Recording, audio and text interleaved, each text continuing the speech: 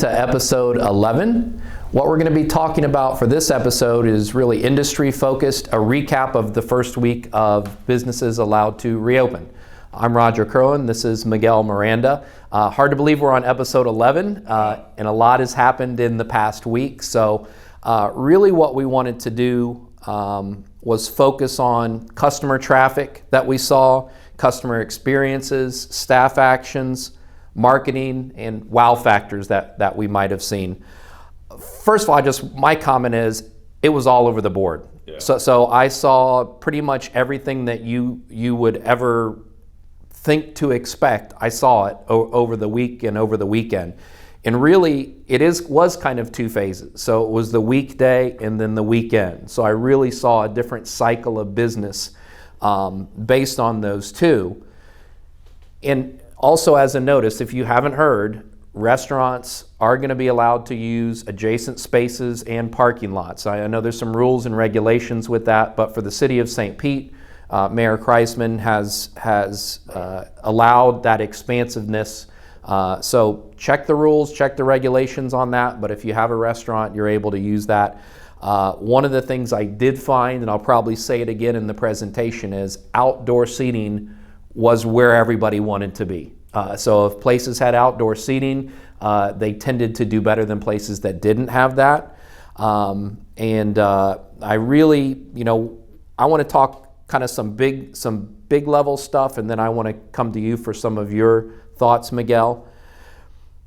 No matter what we're allowed to open, whether it's 25% and then going to 75%, we still need the customer base to come back. So this week was a real good view on how much of the customer base right now is comfortable coming back to the restaurants to eat. The polling is saying 15 to 25%. We all know the restaurant industry can't exist on 15 to 25%. So how quickly that number balloons, we'll see how quickly we can rebuild profitability. I don't know of a census that's out there that says how many restaurants reopened or not. There's 2,800 restaurants in Pinellas. Right. What I did was a trip down Central Avenue, and what I found was a third are completely closed, not doing anything. A third are open for takeout and delivery only. And then the other third have takeout, delivery, and are doing some dine-in now. So it's about a third. That's what I saw along Central Avenue. So maybe you can exponentiate that out to the rest, but that's what I found. Miguel, just let's start out with a few thoughts, and then we'll dig into some of those subtopics. Right. Well, kind of same as you. I traveled around. Actually, my wife spent a lot of the time online as well as making phone calls. And that was the biggest thing. We couldn't figure out if people were open. It took some diving in, trying to figure out some of our favorite places were going to be opened up, when they were going to reopen, to what capacity, and so much and so forth. The restaurants we did go out to go eat, we did support a few. All of them had patio dining, and looking inside, maybe a handful of tables were inside of the ones that were open or occupied. Everyone wanted to be outside. Granted, we're in Florida, so beautiful weather. You kind of want to enjoy the outside. So it could have been part of that, but I think partly it's going to be the comfort level. And same as you, we did see all over the board in respects to the level of PPE use, gloves, and we'll talk a little more later on. But I was happy to see in some restaurants an overabundance, almost an over-the-top effort to show that they're being safe, right, which was great. Now, we also did experience, or we saw some places that had nothing. It was like 1999, we're partying, like it's almost over. Right. And it was way different. But majority of the restaurants we saw that were open, right, were doing everything right and beyond. That being said, as driving up and down, majority of the restaurants were still closed. Right. I just can't see 15, 25%, right, make it worthwhile. Right. The other thing that I noticed in talking to restaurateurs for the weekday traffic was they did see a little spike on Monday, where that's the first day open. If they were open, right, they got a little surge, but then the rest of the week kind of filtered down from that high Monday, right, and then the weekend obviously picked back up a little bit. For the most part, and I'm talking about a Friday tour that I did. I know you'll speak to a little bit about Saturday. On the Friday tour, I didn't see one location maxed out. In other words, I didn't see a single location that had all the patio seats and they're 25% inside full. So on a Friday night during main dine time, which is 5 to 8 o'clock was when I was out there, so that the customer is not there yet to even fill up our small amount, and certainly a roll as well. So that's something that we need to consider as restaurateurs, especially if someone's still making that decision. Do we open? Do we not open? And during the week, I saw several destinations with 0 customers. Open sign, staff sitting there, owners are there, nobody. And that was during the week. I want to just go through just some real quick bullets of some observations I had on my Friday tour, Miguel. Okay. And certainly stop me as I go through anything if you want to build on that bullet. In the districts I went through, for those familiar with St. Pete, was the Grand Central, the Edge District, and downtown, including Beach. We've already talked about the numbers that were open. 75% of the locations had staff wearing masks. My folks, I talked to them over the weekend, Mother's Day weekend. They went out to one of their favorite local restaurants to support it. None of the staff at that restaurant had masks on, and my folks said made them very uncomfortable during the dining experience. They're never going back, and they've told everybody. And so that's the danger, I think, of a place that doesn't have a requirement for their staff to wear masks. Not everybody's going to have that feeling, but it doesn't take many influencers to scatter that backwards. And I understand on social media there's some places catching flack as well. I agree with you, only a handful of locations were not following the rules.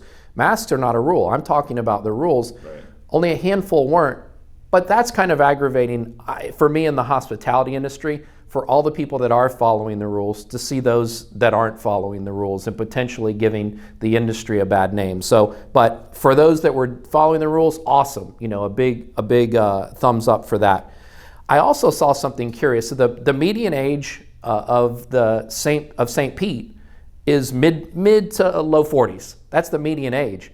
The median age of those dining out was late 20s, early 30s, and so that's telling you a little bit of the philosophy of who's going out, who's not going out. So for those restaurants that maybe rely on an older demographic, you may need to pivot for a little bit to help build some internal traffic. So I also saw very little walk around traffic. Typically on a Friday in St. Pete, people are hustling, bustling everywhere. There was very little walk around traffic on the Friday night I was out. It was, if you were out, you were at that place dining, and then you left. Now, a lot of it has to do with no bars are open, and a lot of the shops weren't open. So that's probably some of the feelings. But what were your experiences as far as, I know you were out on Saturday and some of those other days, on things that you saw? So a couple things, and we traveled around actually not just in St. Pete. We actually went towards Clearwater area as well as we looked over in Tampa to see what was happening. And again, obviously we're speaking to an audience from all over, so it may be different in other parts of the country. Yes. We always live here in Tampa Bay area, so we're seeing it. Plus we have great weather, great sunshine. There were call for rains on Sunday, which never materialized. Right. And so we actually saw probably more activity than you're seeing in other parts of the country. Here's what we saw. Obviously, certain areas that were normally high traffic pre-COVID had a better opportunity to get going.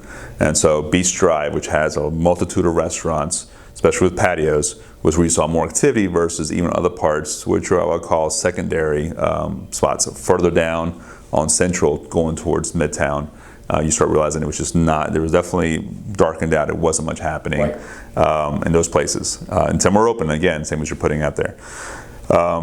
We saw high levels of execution of hygiene and sanitary. I mean, almost to and over the top. My wife was commenting, even asking, is even this stuff even helpful? And we'll get to it later on why I'm glad they were doing it and the importance of it.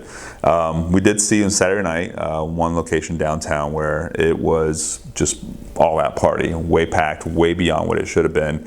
And it's funny, it was walking further down, we start realizing some people were making comments about it that were not part of that group or part of that establishment. And they were spilling into the sidewalk, you could barely walk by it. And people were kind of pointing back, wondering, hey, what's really happening there? And it kind of reminds me of what happened in Naples over the weekend, where they shut down the beaches because of overcrowding. And yet here in Pinellas, the sheriff's department, they're posting online as to the capacity. They're staying on track of it. You know what's happening ahead of time. We did go to the beach the very first night. that it was open, and actually wasn't that packed. I heard it was closed early in the day, but at nighttime it was actually relatively quiet. Right. People were staying farther apart. Some people were kind of sitting back. For the most part, it was just people walking up and down. And so we saw all different types of Right. traffic. Over in Clearwater, you do have the patios got extended into the streets. They closed down Cleveland Street, so Right. you actually were able to do a lot more outdoor dining out there. In Tampa, we saw a little bit of that. Tampa is unique, is also not as played out the way it is normally here in St. Pete, especially Beach Drive. Right. A lot more indoor restaurants, so it didn't have as much traffic as it should have been. But the interesting part for us is actually talking to some of the shops. So there were some landlords in town that actually required their shops to open. Really the basis behind that is that if one shop's open, it helps other shops for people to go by to them. But if only one place is open and you're in the middle of nowhere, you're not going to get anybody to come to you. So their mentality was, let's try to reopen. Wow. They were following safety protocols. They were tracking people walking into the restaurant, into the shops. Sure. Some had PPEs right when you first walked in, and sanitizer and everything else. Right. And we actually did some shopping. Unfortunately, out of the shops we went to, my wife, these are ladies' clothing. 3 of them are not going to be open for long. They're Right. actually going out of business. Yeah. And so a lot of it had to do obviously with COVID, and some was just decisions being made that it probably moving forward in the future wasn't the best decision for them to stay open. Yeah, and if you look at Central Avenue, there's a lot of for lease signs where there were none for years. A couple of the things, so that you said something earlier, when going to look for a place to eat, you were looking for some of your favorites. Correct. So the first place that people went back out to eat, they were typically fans of these places, couldn't wait to get back out there. And so, delivering that wow experience, making sure they feel safe, very, very important. What I found was people were genuinely excited to be out of the house, to just be doing something that didn't feel constrained. So that part obviously was very positive. But I also have to feel like people that were out this first week, they have to be comfortable with potentially getting exposed, because no matter how you sat, where you sat, you had people break your 6-foot barrier that were strangers to you, that were not wearing masks. So the people that are out and eating, I feel, have that certain comfort level to know, I am taking a small risk perhaps. So that was interesting to me. I also found a lot of places were overstaffed, which I kudos to those places. Right. Not knowing what to expect, that gives extra attentiveness, that gives extra chance to make sure things are clean, customers are happy. So I found that was a real a thumbs up for folks that were doing that. I was a little bit alarmed about seeing seat yourself signs with no direction as to where to sit, how to sit, and then what was going to happen once you sat. So that was one of those things where if you do have seat yourself, I think there could be ways to do that and do it effectively, but you've got to think through it. It's not just like it was in the old days. And the one thing that I also want to reflect on for a moment, Miguel, and get your thoughts. There are varied positions in the public about being open or not being open. What are your thoughts on having the maximum protection for guests, both visibly and actually, the value of doing that for all of your guests? What are your thoughts on that? Well, we've discussed in prior episodes that the mode we're moving into right now, or the mode we're into right now, is not necessarily are we not safe from a scientific point of view. Very few people in the industry are scientists, so we probably couldn't speak intelligently enough whether we truly are or not, or certain practice is or isn't. It's all about perception. And the perception of being that the guest base feels that they're being taken care of, feels that they're being, and so I'll give you one prime example. We were at a restaurant on Beach Drive for lunch, and it was my wife and my mother and father-in-law. And they brought the food in, and by the way, amazing experience. Everybody had masks, gloves, nothing on the table, everything we had talked about in the past. When our food came out, brought in a tray, and it was a food runner. Before he touched the plates, he actually had sanitizer. He visibly sanitized his hands in front of us so we could see that. Both my wife and my mother-in-law commented and saying, wow, that was great. Now, do I know if that really truly kept me safe? I don't know. I would assume probably so. But the extra touch, the extra way of doing it was really over the top, to the point my wife was so excited. She felt so comfortable. I said, I'm happy I came here. And that was the one thing. We actually walked around a couple spots, and a couple places actually were open. These are full-service restaurants. Their patios were open, but they were only open for you to bring your takeout food to sit down and eat there. And again, they were spaced out. And my wife says, I don't want to eat there. Not that she didn't like those places. It's just, I want to be served. I want to have the full dining experience. Right. And so we chose the other restaurant. We waited and we sat down to see that extra level of protection being shown. Another place we went to, they actually used disposable utensils. Right. And they were in the package bags. Now, the over the top was they actually brought a new package every single time at every single course. To the point where they're looking at us like, hey, save your money. We don't need as many new ones. We're fine using the same one. Sure. But again, what they were doing was, on every time you brought food out, they want to make sure that the guests felt they were using brand new items. Nothing was being reused. Actually, I think in every single situation, they made sure that they made sure that we saw them sanitize the tables and chairs before we sat down. And they actually were very vocal in saying, give us one moment, we're going to sanitize your table and chairs. And we watched it. And it was awesome. Again, we would never do this back in the day. We're like, this is crazy. This stuff you would see behind the scenes, but here we want to see these things.